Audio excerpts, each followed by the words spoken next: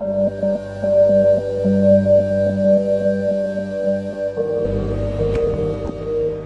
coude du Rhône est prioritaire parce que c'est un verrou, c'est un étranglement hydraulique. On doit faire sauter ce verrou par la correction du Rhône. Aujourd'hui, tout l'écoulement de l'amont se concentre à cet endroit-là. C'est un passage obligé.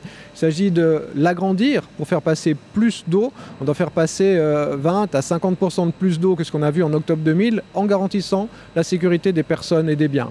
Alors ce secteur est prioritaire parce qu'on pourra bénéficier du travail sur Martigny quand on travaillera sur les tronçons amont. Donc il s'agit de commencer là sur le coude, faire sauter ce verrou et ensuite progressivement continuer les travaux à l'amont.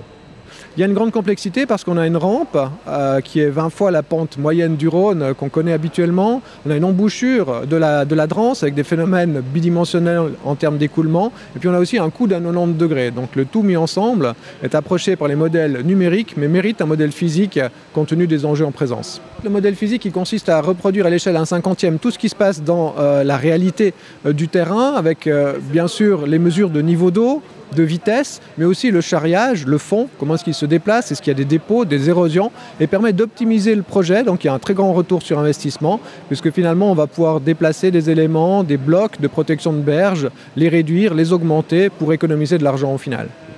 Ça veut dire que d'ici une année et la mise à l'enquête des travaux, vous serez certain que tout fonctionne à 100%?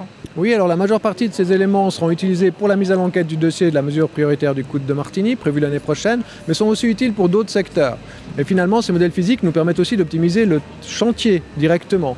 Donc il y a des enseignements non seulement pour le dossier d'enquête, mais qui peuvent être assez précis pour permettre finalement la soumission d'être adaptée sur le terrain, la taille des blocs, le dimensionnement, la position des blocs de protection de berge par exemple.